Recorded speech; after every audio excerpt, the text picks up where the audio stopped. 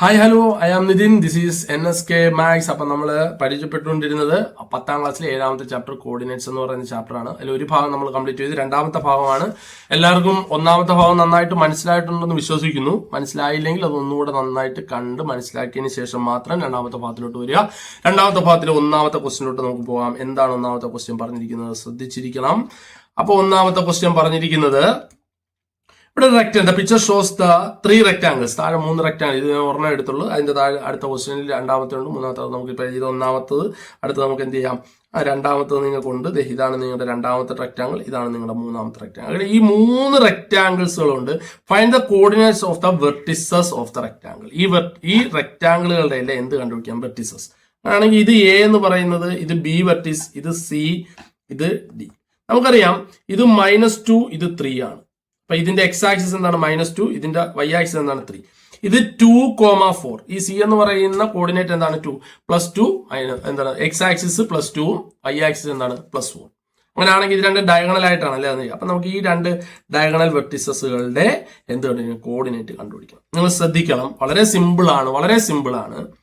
ഈ ബി എന്ന് പറയുന്ന കോർഡിനേറ്റിന്റെ ഈ ബി എന്ന് പറയുന്ന വെർട്ടിസസിന്റെ കോർഡിനേറ്റ്, ഈ ബി എന്ന് പറയുന്ന പോയിന്റും എ എന്ന് പറയുന്ന പോയിന്റും ഒരേ വൈ ആക്സിസിലാണ് നിൽക്കുന്നത്. കാണുന്നുണ്ടല്ലോ, ഒരേ ആക്സിസിലാണ് നിൽക്കുന്നത്, വൈ ആക്സിസ്.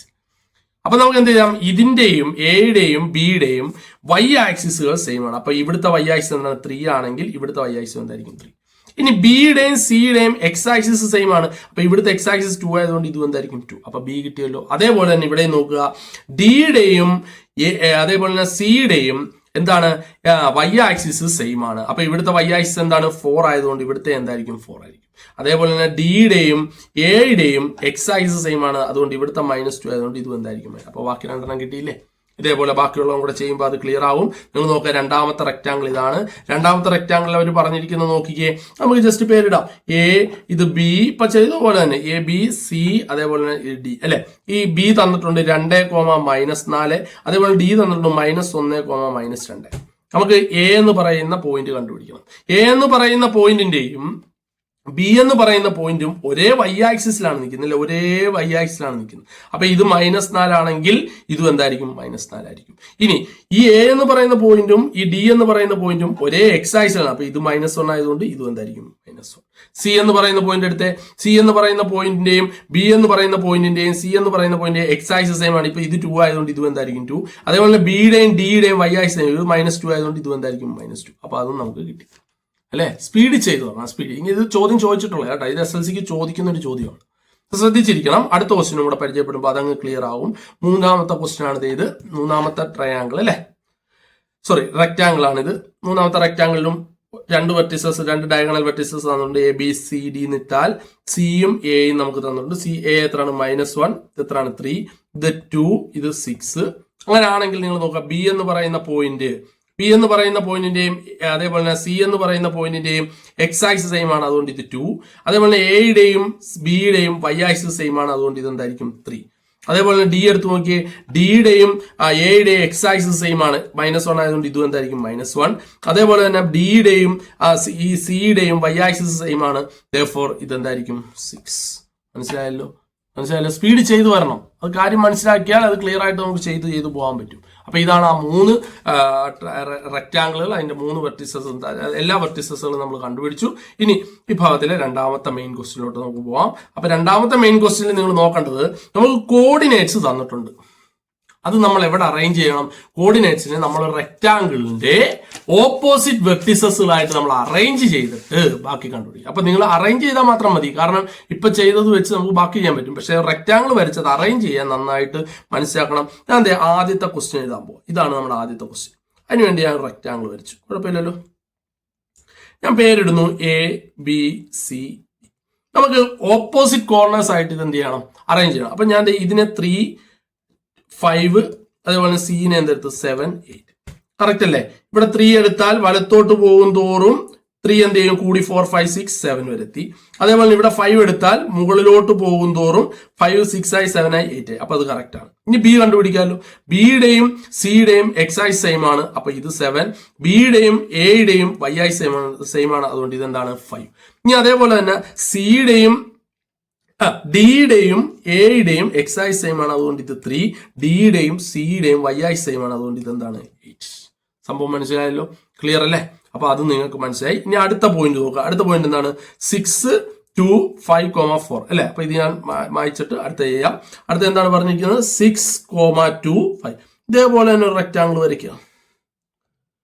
ജസ്റ്റ് ഒന്ന് മാർക്ക് ചെയ്യുക. റെക്ടാങ്കിൾ ഞാൻ പോയിന്റ് ആയിട്ട് മാർക്ക് ചെയ്യുക. A, B, C, D.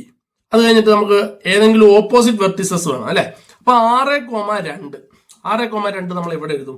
6,2 ഞാൻ ഇവിടെ എഴുതിയാൽ ബാക്കി 5,4 നമ്മൾ ഇവിടെ എഴുതണം. അപ്പൊ നിങ്ങൾ നോക്കിയേ, 6, 5 ഇടത്തോട്ട് വരുന്ന പോയിന്റ് ആണ് അല്ലെ? ഇടത്തോട്ട് വന്നപ്പോൾ അത് കുറഞ്ഞു. അപ്പൊ 2 വൈ ആക്സ് ആണ്, അത് മുകളിലോട്ട് പോയപ്പോ എന്തായി? 4. അപ്പൊ അത് കറക്റ്റ് ആണ് അല്ലെ? ഇനി നമുക്ക് എയും സിയും കണ്ടുപിടിച്ചാൽ മതി. എ എന്ന് പറയുന്ന പോയിന്റിന്റെയും ഡി എന്ന് പറയുന്ന പോയിന്റ് എക്സ് ആക്സിസ് സെയിം ആയി. ഇപ്പൊ ഇത് 5 ആണെങ്കിൽ ഇത് എന്തായിരിക്കും? 5 ആയിരിക്കും. അതേപോലെ തന്നെ എ എന്ന് പറയുന്ന പോയിന്റേയും ബി എന്ന് പറയുന്ന പോയിന്റേയും വൈ ആക്സിസ്, അപ്പൊ ഇത് 2 ആണെങ്കിൽ ഇതും എന്തായിരിക്കും? 2. നമ്മൾ സി മറ്റേ പോയിന്റിലോട്ട് നോക്കുക. സി എന്ന് പറയുന്ന കോർഡിനേറ്റ് എടുക്കുക. ഈ സി എന്ന് പറയുന്ന കോർഡിനേറ്റിന്റെയും ബി എന്ന് പറയുന്ന കോർഡിനേറ്റിന്റെയും എക്സ് ആക്സിസ് സെയിം ആണ്. അപ്പൊ ഇതെന്താണ്? 6 ആണെങ്കിൽ ഈ സി എന്ന് പറയുന്ന കോർഡിനേറ്റിന് ഡിയുടെയും വൈ ആക്സിസ് സെയിം ആണ്. അപ്പൊ ഇത് 4 ആണെങ്കിൽ ഇതും എന്തായിരിക്കും? 4. അപ്പൊ ബാക്കി 2 കിട്ടിയല്ലോ. അതാണ് ഞാൻ പറഞ്ഞത്, ഐഡിയ മനസ്സിലാക്കുക ചെയ്യുക. അല്ലാതെ വെറുതെ നമ്മൾ കാണാപ്പാടം അതിങ്ങനെ വന്നു അങ്ങനെ കാണാപ്പാടവേ മാത്സ് പഠിക്കല്ലേ, മനസ്സിലാക്കി പഠിക്കണം. ഓക്കെ, അങ്ങനെയാണെങ്കിൽ നമുക്ക് മൂന്നാമത്തെ ക്വസ്റ്റ്യൻ കൂടെ ചെയ്യാം. എല്ലാവരും ശ്രദ്ധിക്കുക. മൂന്നാമത്തെ ക്വസ്റ്റ്യൻ നിങ്ങൾ നോക്കുക. മൂന്നാമത്തെ ക്വസ്റ്റ്യൻ പറഞ്ഞിരിക്കുന്നതും ഇതേപോലെ തന്നെ ഒരു റെക്ടാങ്കിളിന്റെ കോർഡിനേറ്റ് ആയിട്ട് എഴുതണം. ജസ്റ്റ് കോർഡിനേറ്റ് നമുക്കൊന്ന് എഴുതാം. A, B, C, D. ഇനി പോയിന്റ് എവിടെ അടയാളപ്പെടുത്തുമെന്നാണ് ചിന്തിക്കേണ്ടത്. പോയിന്റ് -3, 5 എന്താ -3 സി തന്നെ കൊണ്ട് എഴുതിയെന്ന് വെച്ചാൽ അടുത്ത നമുക്ക് പറഞ്ഞിരിക്കുന്നത് -7, 1 ആണ് അല്ലെ? അപ്പൊ നിങ്ങൾ നോക്കാം, -3 ഇടത്തോട്ട് വരുമ്പോഴാണ് നമുക്ക് എ എന്ന് പറയുന്നത്. അത് ഇടത്തോട്ട് വരുമ്പോൾ കുറയോ. അപ്പൊ -3, -4, -5, -6, -7. അതേപോലെ തന്നെ 5ന് താഴോട്ടാണ് എ എന്ന് പറയുന്നത്. അപ്പൊ താഴോട്ട് വരുമ്പോൾ എന്ത് ചെയ്യണം? 5 കുറയണം. 5, 4, 3, 2, 1 കണ്ട. അതുകൊണ്ടാണ് ഇവിടെ എഴുതിയത്. അതായത് ഐഡിയ മനസ്സിലാക്കിയാൽ മതി. ഇനി ബി എന്ന് പറയുന്ന പോയിന്റ് ഇപ്പൊ ചെയ്ത പോലെ തന്നെ ബിയുടെയും സിയുടെയും എക്സ് ആക്സിസ് സെയിം ആണ്. അപ്പൊ -3. ബിയുടെയും എയുടെയും വൈ ആക്സിസ് സെയിം ആണ്, അതുകൊണ്ട് ഇത് 1. അതേപോലെ ഡിയുടെയും എയുടെയും എക്സ് ആക്സിസ് സെയിം ആണ്. അപ്പൊ -7. ഡിയുടെയും സിയുടെയും വൈ ആക്സിസ് സെയിം ആണ്, അതുകൊണ്ട് എന്താണ്? 5. മനസ്സിലായല്ലോ.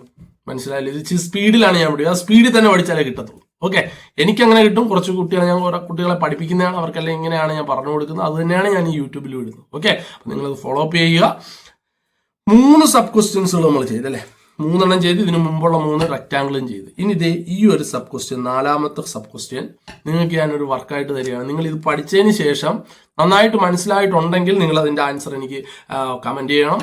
അഥവാ മനസ്സിലായില്ലെങ്കിൽ നിങ്ങൾ കമന്റ് ചെയ്യണം. ഞാൻ വീണ്ടും നിങ്ങൾക്ക് സ്പെഷ്യലായിട്ട് അത് കമന്റ് സെക്ഷനിൽ രേഖപ്പെടുത്തി മനസ്സിലാക്കി തരുന്നതായിരിക്കും. അപ്പൊ ഇന്നത്തെ ക്ലാസ് നിങ്ങൾക്ക് പ്രയോജനപ്പെട്ടു എന്ന വിശ്വാസത്തോടു കൂടി ഞാൻ നിർത്തുന്നു. അടുത്ത ക്ലാസ് നമുക്ക് അടുത്ത ഭാഗമായിട്ട് കാണാം. അതുവരേക്കും ഗുഡ് ബൈ.